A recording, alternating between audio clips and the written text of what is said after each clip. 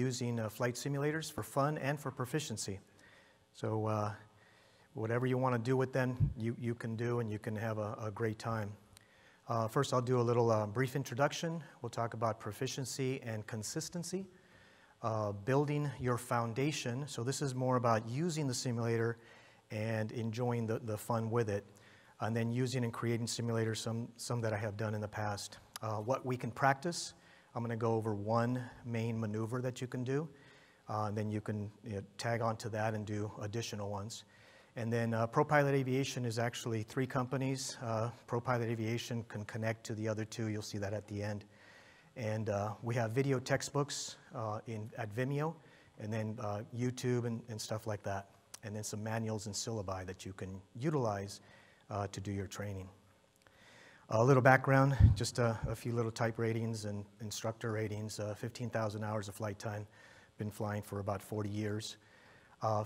Over 7,000 hours of dual given in simulators. And then, of course, the training that I've had also. Full motion, level B, level C, D. And then, of course, AST 300s, FRASCAs, and FSX, X-Plane, prepared, excellent software that we know we can use very well. Just retired from United Airlines a few months back, so that was fun. Champion Air, flew 727s, and was a line check airman there. And then SkyWest Airlines and flight safety. A few of the little toys that I've had a chance to play with. A lot of fun, especially the one in the bottom center, a little water-powered jetpack. So a lot of fun stuff. Love to fly. Pole vaulted in the past also. So what I'm going to talk about is developing your foundation. Your foundation is super important in all of flying. Simple maneuvers, that's all it takes, is some simple maneuvers that you want to practice, get the brain working, and build that foundation. If you don't have the foundation, things will crumble. So I see that a lot. I've trained tons of pilots, and I see that all the time. So remember, flying is just a set of basic fundamentals, one after the other, putting them together. Take care of what you're doing right now, and then think about what you're going to do next, and just keep it going with very, very basic elements in reality. And then scan management. Know what you're looking for, know where you're looking for it, and pick up that data from the instruments. Most flight simulation has a big old instrument or a lot of instruments, and they're like candy. They take your attention away from what you want to look at. So look outside. Set up your sims so that you can look outside.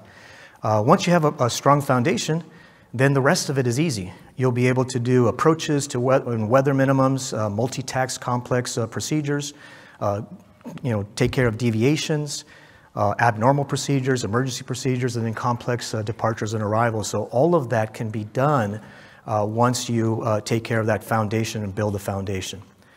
So proficiency is the biggest thing. ProPilot Aviation is really more proficiency. It's a professional, yeah, but more proficiency. That's what it's based on. How do you build your proficiency, and how do you become the best that you can be? And one of them is understanding and applying attitude plus power equals performance. My students hear that a ton, over and over and over. And then the 4-step scan. Ralph Butcher wrote the 4-step scan, which is one of the books, one of the companies I purchased a while back, for IFR, instrument flying. I apply it for VFR also. If you scan the same way IFR and VFR, the only difference is your attitude. It's either a little 3 1/8 inch instrument, or it's your entire scan. And you can wiggle your fingers, you can see them way out here. That's a much better horizon that you want to compare when you're flying out there. In the simulator, you can scan left and right, look outside. So utilize what you have there. Build your foundation, the foundation we started talking about, through coordination maneuvers. There's a bunch of them listed in our book, and you can develop a good flying technique, good flying skills with the coordination maneuvers. Like I said, we'll go over one of them. And then I'll introduce you to one of the main things that a lot of people like. A lot of our students try to land the airplane right away, and they're doing 100 knots in a 172 going off the end of the runway. It doesn't work very well, okay? They haven't learned how to control speed and control the aircraft. So let's learn how to do the fundamentals, and then, how does that aircraft respond when you begin that flare? begin that critical point of reducing power and getting that airplane controlled, very well. So elevated throttle coordination exercise. You'll see later on it's really elevated throttle, rudder, aileron coordination, but we start with the elevator and throttle, simple, right? You got your elevator here, your throttle here. How do they work together? How do they affect each other? We have a SVS simulator. I think I built this one 2016, 17, something like that. We'll see some of that a little bit later on. So first thing you look at is the chord line. What is a chord line? It's an imaginary line. You can imagine it. Look at your wingtip and imagine the leading edge to the trailing edge. Put that parallel with the horizon. How do you do that? With your control or your stick. So there's your horizon, make them parallel, make it easy. Look to your left, look to your right, make them equal distance above either side. Look forward, look at the horizon forward. In the sims, it's great. You always have perfect days, don't you? You can put clear weather. Learn how to fly first, then put the weather and stuff in there later. Match the top of the glare shield with your horizon up front. See how high it is. Where do you sit? Sometimes with the compass, you can determine the position and set it up right there. Nice, stable, C-pitch attitude. We'll talk about that in a little bit. C-pitch attitude, and stabilize it. Trim it. Let the sim sit there. Let your airplane sit there if you're flying. Make sure it's flying nice and smooth. Now you get started. So maintain the all the way. Gradually reduce the power. Okay, begin to reduce the power. What's the airplane going to do? It's going to start pitching down. We'll determine later on why, but it'll start pitching down. It'll also yaw. Which way does it yaw? It's going to yaw to the right. Okay, so you add a little bit of left rudder. That's the elevator, throttle, rudder coordination. Feel the control pressures. Even with your sims, you can feel that pressure to maintain that attitude. Remember, we want to keep the same attitude. Okay. Initially, the feeling is crisp. The response is right away and quick. The airplane will respond to you because you're flying faster. There's more airflow over the control surfaces. And then eventually it's going to feel mushy. Pay attention to that. In the sim or on the airplane, feel that mushiness. And when you put the inputs, the airplane kind of takes a little longer to respond to your inputs. And it's going to be sluggish. So those are important factors that you want to learn as you're beginning to learn the aircraft. Let the aircraft stabilize in the new performance. You were at cruise before with cruise power. Now you're at idle. Same attitude. C-pitch attitude gives you a couple of different performances. And in this case, it will give you best glide. So now you're at best glide. The airspeed slowly bleeds off, and you are at best glide speed. Guess what you just did? Day one, lesson one, how to handle an engine failure. Emergency. Day one. Piece of cake. Trim it. Let your hands go. You're just in a glide. The airspeed will come down within plus or minus 3 or 4 knots of best glide for that airplane. Pretty much all airplanes, the C-pitch attitude is going to give you that. With the plastic airplanes, a little bit nose down is going to give you that. ABC is your engine failure procedure. Attitude and airspeed, not just airspeed. Attitude first, airspeed comes along with the attitude. Here's an aircraft. How many axes do we have on the aircraft? 3. 3 axes, vertical, lateral, longitudinal. How many motions do we have when we fly the airplane? Good old FSX and X-plane and the others will give you dynamic head movement, giving you one of the motions. Okay? So think about all the motions that your body's going to feel in the airplane or the simulator is going to give you a sense of. There's 6. 3 axes, but 6 motions of the aircraft that you want to become aware of. What are they? The easy ones are right here already. They're rotational. Pitch rotates this way around the lateral axis. Yaw rotates this way around the vertical axis. And roll about the longitudinal axis. Those are easy, right? And we want to pay attention to them. We want to feel them in the airplane. And then 3 linear. Acceleration, deceleration.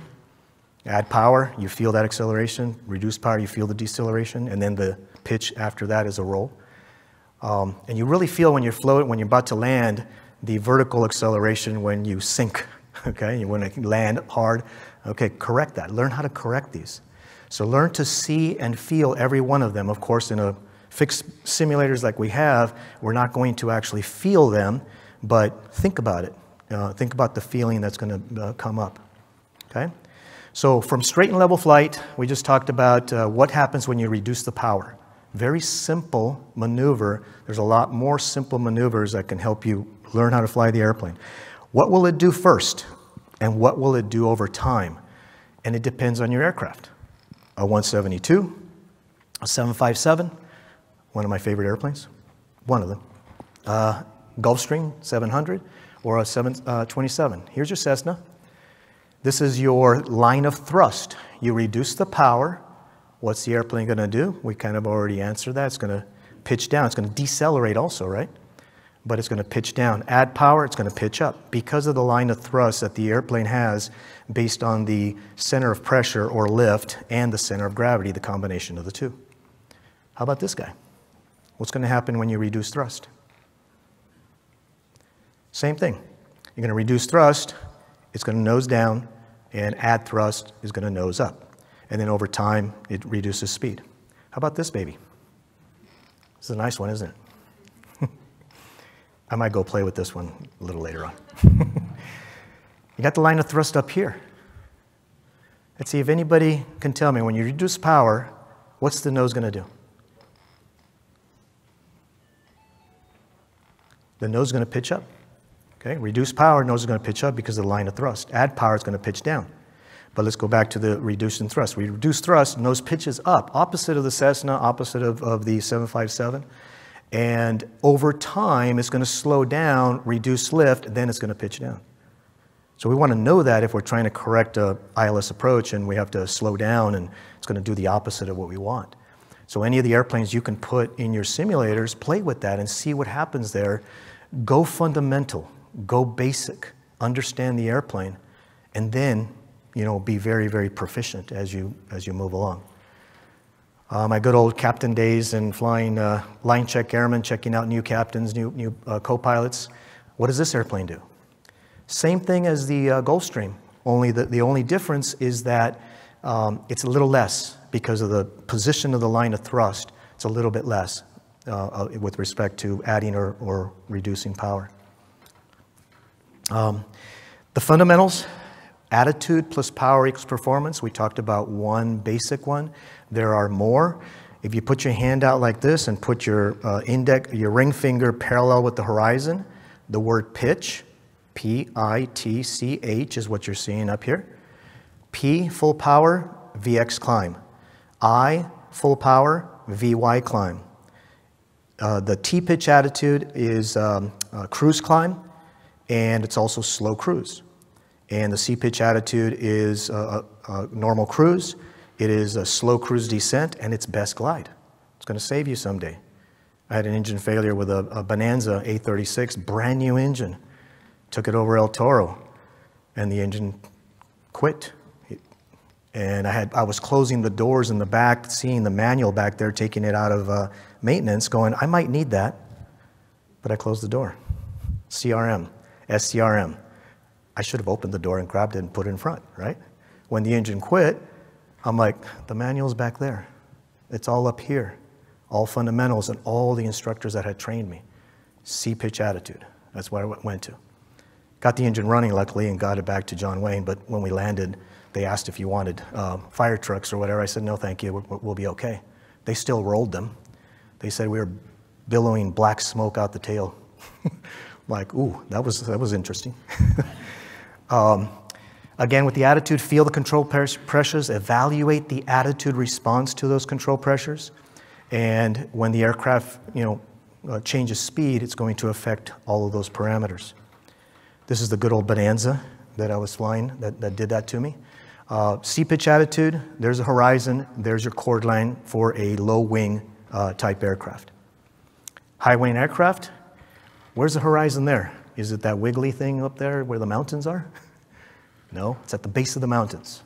So learn where to look for that, the horizon depending on mountainous terrain. And there's your imaginary line, your chord line on your aircraft itself. If you really look at the wing, you can start seeing the twist, and you go, okay, which part am I going to align? Well, use all of it. Use as much as you can. The whole horizon, everything. Here's an SR-22, and you can see the wingtip. You can put it along the chord line. C-pitch attitude does a lot of good things for you. Light sport aircraft, the left wing, this is the right wing. I tend to sit in the right side more as an instructor. Either seat is fine. Cessna 340. Now this one's got some nice painted lines right there that you can use, and you can use the wingtip, the tip of the wing tanks as you desire. King Air F-90. So same thing, bunch of different airplanes. Use the wing. How does the airplane fly? It's the wing, right? So now, moving this forward to a landing, how do you use all of this that you have now learned in how the airplane responds to your control inputs, your elevator, throttle, rudder, aileron coordination, combine all of them and learn how to do the approach to a precise point. We'll see some landings here coming up. And the transition from the, from the approach, attitude, and power, your flare. I know we can call it different things, right, Tom? There's different ways of discussing that particular motion and what you do, but all it is, it's an attitude change and a reduction of power. So all of that's going to be affected. In a Cessna 172, on short final, I will just move the control, the trim a little bit up, and I push forward because I know it's going to be heavy as I reduce the throttle and everything changes. And that heaviness is going to cause you to balloon and be more difficult to flare the airplane and touch down properly. So learn each airplane, as you can. And then you want to land at a precise location, a precise spot. The first video you're going to see is a 757-300 landing in Honolulu. Look for the inputs. It's elevator throttle, constant. And just before I touched down, I believe I had a little bit of power because I felt the sink. It was gusty. It gets gusty over there. The second one that you're going to see is a real short field, Flabob Airport. Small airport for the airplane, a DC-3, plus a set of 3 palm trees that make it a short field. So we'll see that. And then I forget the other one. The other one's another short field with a Gulfstream. Okay, so reduce to approach speed, and it can kind of pattern altitude as well. Approach speed pattern altitude, okay. And come on, okay, for no lasso for the left traffic landing on runway 48. Lasso, 8 lasso for right, come on, no, the restriction is for no lasso sequence. No lasso, come on, 8.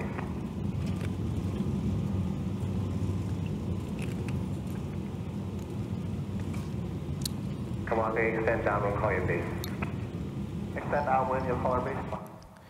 Okay, the one thing to notice on that one, and you'll notice on the others, there's another thing I forgot to mention, but a very important factor to understand, is when you take off an airplane, your moment arm from the landing gear to the elevator is shorter than the moment arm from the center of pressure or lift. So as soon as you lift off, you'll see on one of the last videos, I have to push forward so it doesn't over-rotate. Same on landing, the 757-300 and the Gulfstream. As soon as you land, that nose wants to come down. And so you land, and then you got to pull that back. Again, attitude and awareness of how the airplane is moving along the 6 motions, and visually you want to check that out. So you'll see that in the control movements. I know the video goes kind of quick, but you should be able to pick that up. And I did notice on this one, I had to give it a little bit of power just before. I think it was 25 feet or something like that. There's the runway. There are the palm trees. One of our guys, after landing, ooh, you got close. There's some palms in the landing gear. Luckily, I have not done that, and I don't want to do it. In addition, let's see, I think I have this thing over here. I don't know how to use this. On the left-hand side, after we cross those, you will see another palm tree kind of come by fairly close. So it is a real short field landing. Elevator, throttle, rudder, aileron coordination has to be just right.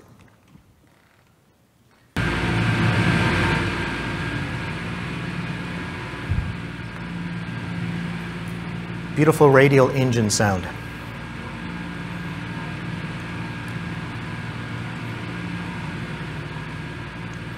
Here come the palm trees.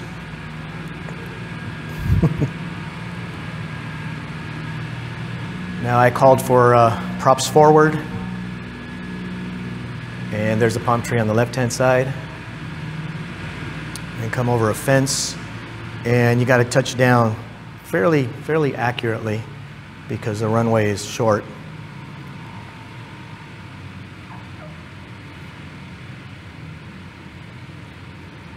I got lucky.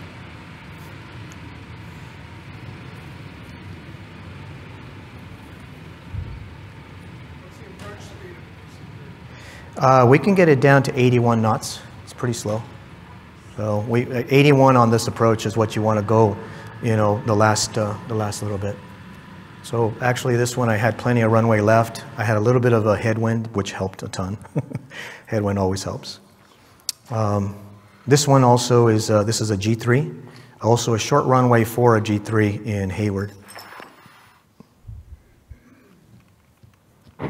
See the throttle and the aileron moving back and forth, coordinating it. 200.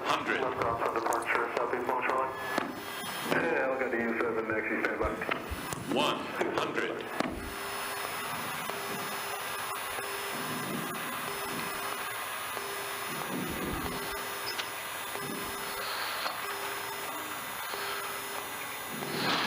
Two, 4, 6. You're 100 knots. 90.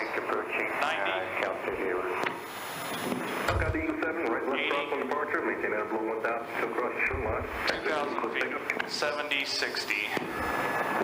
Take off, flip cross, 1000. Full stream 9 kilo Mike, turn right at the end, cross runway 28 right, contact ground point 4. Okay, right turn on Foxtrot, cleared across 28 right and ground point 4, thank you guys. Name's the 3 Golf Mike, traffic crossing runway 28 right. Awesome sauce. Actually turning right at the end of the runway. Thank you, sir, for your help. I don't think I like to call perfect right there. Nice job. That's our new saying, awesome sauce.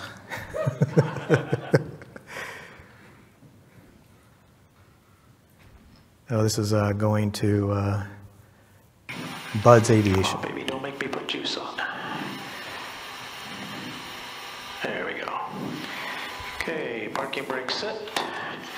And So you saw a little bit of that elevator throttle coordination, and now how do we really develop that skill? We build and we create our own simulators, spend time in them, really pay attention to the fundamentals, and enjoy understanding and knowing how to fly an aircraft a lot better. So they're excellent tools. It's not so much the configuration. You'll see my current one at home. It's what you do with them, and so train the brain. You know, get your thought process going, and you know, that's the important part. 2010, I started a little bit before that, but this is a sim lab, or actually a computer lab, and notice the screens. They're little, I think they're 15-inch screens. On the very end, I was able to put a side screen because I always want to look at the wing. And a lot of students trained here, they started reducing their time to licensing. So we are very successful in getting many students ready for their private pilot check ride at 40 hours, or at 37 actually. We've had them take it at 35 hours with 141 schools. So it'll work. It doesn't have to be fancy. It's great if it's fancy, but it doesn't have to be. This is my setup at home. One little screen, a basic SATEC setup, and a little camera. I do Zoom classes. Due to COVID, we had to do classes via Zoom, and I train simulator classes at home because of it. And we're still successful. We keep moving. We didn't miss a single day. The school shut down, said next week we're not, starting up, not till Wednesday. We still taught on Monday and Tuesday, and so forth. So we quickly were able to adapt. Back in 2010, this was SVS. I call it Surround Vision Simulator. Jetline, does does all my computers, and they're also selling the Surround Vision system type thing. You guys do it out there anyway. But this is the kind of the setup that I began with, and these are the setup of the screens. At that time, 4 computers to run it. Now it's a little bit, a little better. 2012, just a basic SATEC controller, to 36-inch TVs. Notice the gap in between there. If the gap is greater and you got smaller screens, that's fine. But look at the wing. You know, find that wing, fly that wing. Looking at the left in the same simulator, there's your wing. Where's the chord line? Where's the horizon? Pretty easy to find. Develop that one skill and then continue with all the other coordination maneuvers. There's the right wing. Make sure both wings are equal distance from the horizon. Here's our sim lab. The big blue on the far back was that multi-screen. I think it was 6 screens. Then next to it is beginning the bigger ones, and then down here to the forward, the bottom was the 36-inch ones. The TVs keep getting bigger. Ken, I used to tell Ken, hey, I want 83-inch TVs. He goes, you don't need 83-inch TVs. I do, because of what I want to do. I have found 75-inch works well, and that's what I'm using right now, because I want to sit right here. I want to look right there, 90 degrees, and I want to see my wingtip.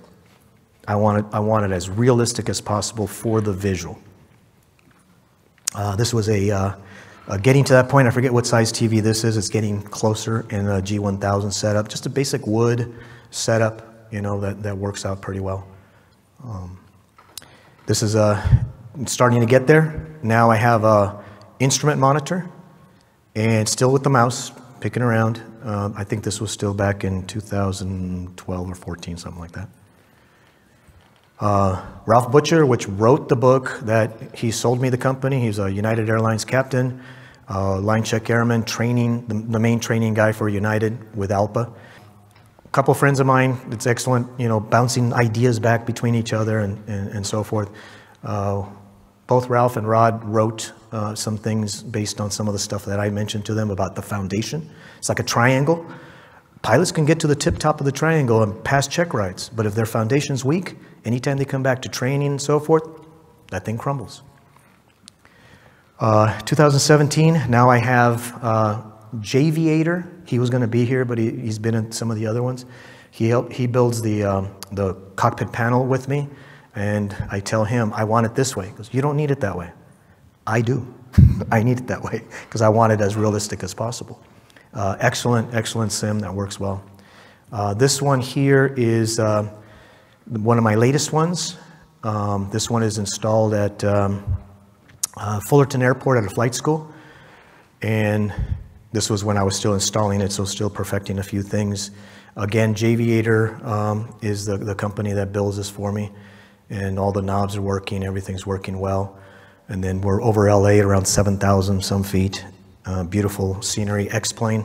I've used all of them. And they're all great, whatever you use it for a reason and then enjoy it. And then to the left, you'll see downtown. You can see how big it is. I mean, you're immersed. You got to hold on to something, because if you're back there teaching, you're moving around.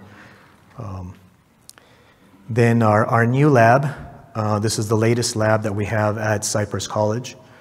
I had a student, and he donated some money. I started flying with him, and he donated $1 million for us to build the best simulator lab that we could. These are virtual fly machines. The OnTop Duo, I'm in the process of certifying this one with the FAA. I certified the others with the FAA already, the Solo A and Solo G, and then the OnTop Duo will be soloing. So this is where our students train. This is where students can come in and train, and we have a good time doing it too. Can't wait to get back into the lab. And right now, currently, I'm writing the curriculum for a type rating in the 737. This is 737 MAX. So we can, duplicate everything that we need as necessary there. So we will be teaching type ratings or the preparation for a type rating. And one of my goals was for a student to be able to fly and do everything themselves. We've blown that away. They can fly day one and do everything.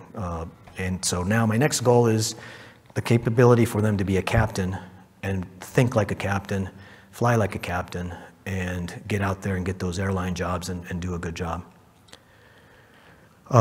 This one is a takeoff from Eagle to somewhere in Arizona. I forget what SDL is, sorry. Scottsdale. What is it? Scottsdale. Scottsdale, yeah, okay, thank you. I already forgot. But on this one, you can see the video of the rotation. And so I'll rotate, and then as soon as we lift off the ground, I have to go forward with the elevator so that it doesn't over-rotate. Then we'll speed up, and what I want you to look at is engine out requirements, weather considerations. If the engine was to fail, we would not make it in the SID departure. We would have to go to the left and go the little valley, and you can use radar and some other tools that you can use there. Attitude plus performance, landing in the flare. When you see the landing, you'll see a little bit of gust right there going on. Constantly evaluate 6 motions. Look at the framework of the cockpit. It should stay pretty steady, but the controls are moving around. I'm constantly aware of those 6 motions. You can develop that sense, and then you don't have to think about that. Your mind is free to now deal with the rest of the stuff that you're going to be flying with. Oh, it didn't go. Okay, here we go.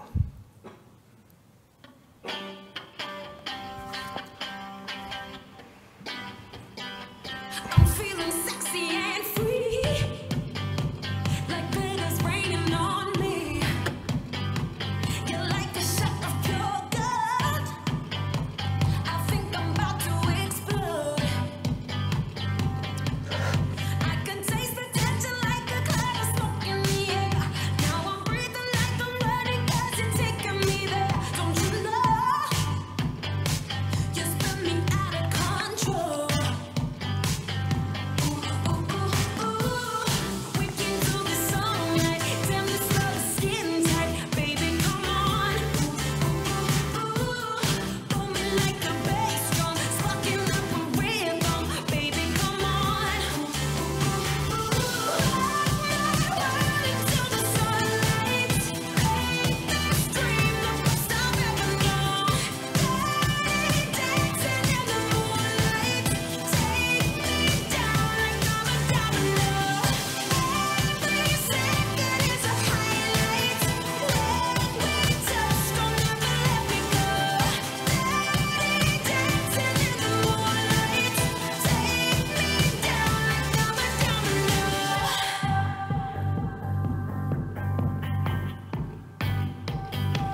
You got me losing my mind. See the valley over there on the left-hand side, and then you'll see a lot of grass on the top of the mesa. So the valley right there to your left is our exit. A little bit of rain, and the ground is right there, pretty close. You can get to dodge a few clouds. And then on the arrival, you'll see that part. On this airplane, the left hand uses the tiller for steering, and 90 knots you come up and grab the control wheel. V1, the right hand comes over to the control wheel. And then here, a little bit of a gust right there. Then the touchdown spot is that 1,000-foot marker. So flare, just kind of control the throttle, just came back, and then there's your touchdown. Got lucky again, smooth. And then the nose wants to drop down, so you want to prevent that. One of my friends, on his first flight, the nose fell down, and all of a sudden they heard a lot of china break in the back. Destroyed all kinds of china. So little things that you want to be aware of, as these things, as you land these airplanes.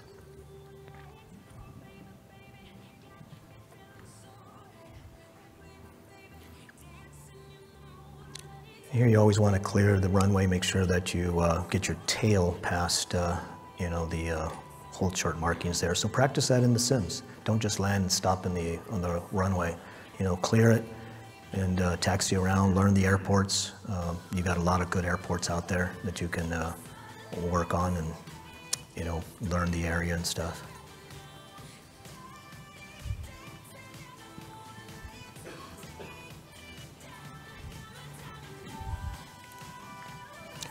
And parking shut down and having fun. These are the two manuals that I use. Ralph Butcher wrote them, and he retired. He asked me to take over. I was honored and just amazed that he asked me to do that. ProPilotAviation.com will have a link to Skyroamers, so you can access both of them, and then videos and stuff like that. And oh yeah, I almost forgot about this one. I do remember putting it in, but I'm so focused on telling you what to do with the sims and stuff, and questions will be here in a second. Blue Angels next weekend at the air show, Huntington Beach. Go check it out. They're going to be there, the Thunderbirds and a few others.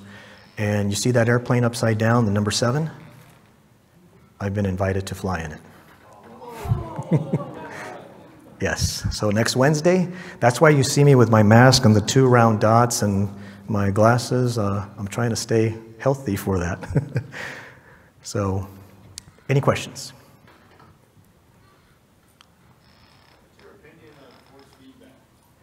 Oh, force feedback. My opinion on force, what's my opinion on force feedback? I think it's great. If you can afford force feedback, what will happen when you're doing these maneuvers, you're going to feel the difference in the pressure, because flying is controlled pressures.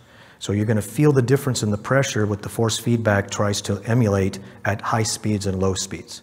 So yes, I know a lot of force feedback does pitch, but hopefully it also does roll. So to give you all of that then sensation. So now your speed will give you the correct pressures that you need for force feedback. Yeah. Yeah.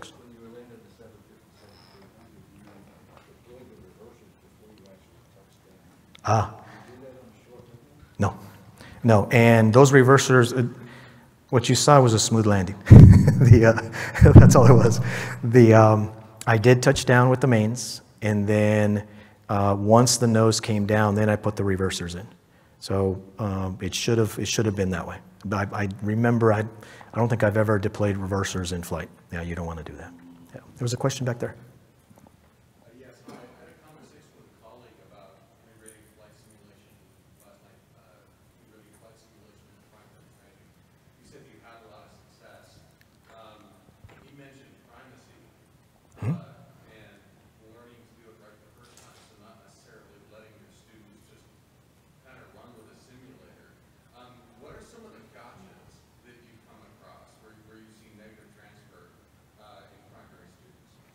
Very, very good question. So what's my feeling, what's my thought about primary training for beginning pilots and the negative transfer and law of primacy? Law of primacy is huge. It's very, very important. Ralph Butcher wrote a 141 syllabus for flight training. So it's approved by 141, used by flight schools with 141. I use that syllabus. I've gone line item by line item, and 90% of it can be used in simulators if it's used properly. One of the things that I notice mostly when somebody's been flying a flight simulator is that their eyes are on the instruments. So that's one error that they're doing. They're not looking outside, and it's hard to break that habit. They don't really understand what they're doing, and they're chasing the instruments because the instruments are the past, and so they are chasing those instruments. So to answer one of the main questions is you definitely want to have a coordinated effort with the students. And we have rules. You follow our path, and if I go and see somebody that's not doing it, I smile and say, there's the door, go outside. You know, do exactly what we're training you so you don't develop those bad habits. So that's been big. I've been doing this for a long time. And you're going to see more and more colleges and you know, flight schools using it for primary. Simulation has been used for instrument training for a long time. But I still see that it's not used as much as it can be. It is being used, but not as much as it can be for primary training. So yes, give them the exact things that they're going to do and follow up on them. And then if you do release them to fly solo, make sure that they are following those and test them to see if they have progressed on that. Because they're going to want to land the airplane, like I said earlier, and they don't develop the skills properly. So I hope I answered all of your questions. Evan here at the back of the room. Just a quick question from the online audience from Ian. Can you talk to how important it is to match hardware for training? Do you need to train with the yoke if you're flying a Cessna aircraft? If that was asked already, feel free to stop me. No, it was not asked. How to match a yoke. What's very interesting is that it doesn't matter if it's the SATEC or it's actually the Logitech, the inexpensive one, joystick. It's just a joystick. The SATEC control wheels, the honeycomb, you can translate the motions fairly quickly from the joystick into a Cessna. Your brain will be able to do that. When I went to the Airbus and had a sight stick, I thought one of the same things, it's going to be difficult. No, it's very easily transferable. So whatever equipment you get, you can utilize, and then it's very quickly adapted, or what you've learned, you can quickly adapt to flying a real airplane with a yoke or a stick or so forth. So it just takes maybe a little bit of time to adapt, but it's not that long. I probably with one flight, you've adapted. So very quick adaptation. Yes, sir. Any hints for instrument pilots who are using sims to maintain proficiency? Oh. Would you just do approaches, or would you do a whole flight, or just any hints like that? Awesome question. Yes, a ton.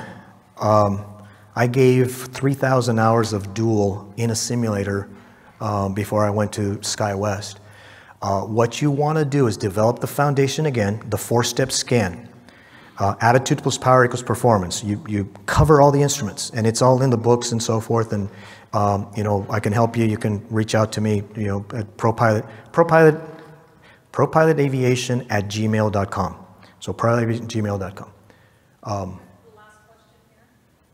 Yes, let me finish one real quick with that. Foundation training, scan, Oscar pattern, vertical S1. When they can do an Oscar pattern, then they can move on to approaches, holding patterns and so forth. Yes, sir. Yes, VR is fantastic. VR is not to the point where I need it for certain things, but for visual flying and looking around, takeoffs and landings and certain things, VR is great. We have 6 VR systems at the college. Yeah, so VR, that tool is going to be excellent as when we can see and have, you know, tactile turning of knobs with it. So really good. Yes. And I think we can do maybe just one last question, okay? Okay, one last question. We need to get ready for the next guy. Talking about the negative of having them where they end up looking at their instruments. Would it be worthwhile then to have the program black out the instruments? Yes. Yes, so to prevent them from looking at the instruments, if you have a setup with instruments, I cover them up. Lesson 1, 2, and 3 in real flying, I cover all the instruments. Look outside. Same thing with a sim if that's the case, or gray it out. I think you can reduce the imagery of it, so reduce it so they look outside. Whatever you can do to prevent them from looking outside for a primary training private pilot, learning how to look at their outside attitude. Yes. Very good. Well, thank you, Ed. If folks have additional questions, yes, thank you. Thank you. If there are more questions, are you okay to take those outside? Yeah, I'll take them outside. I'm just going to distance a little bit. I want to make sure I make that flight. For sure. And I have a question for you, kind of topical around covering up different instruments. Do you think it's possible to fly totally blind? Yes, it's difficult, and I think our next speaker is going to be able to do that. This is a smart one. Fantastic. You know, that's what we're talking about next. You are welcome. Sarah's in the front row here. She's our next presenter, and that's exactly what she's going to talk about. How does she fly the simulator totally blind? So that's coming up in about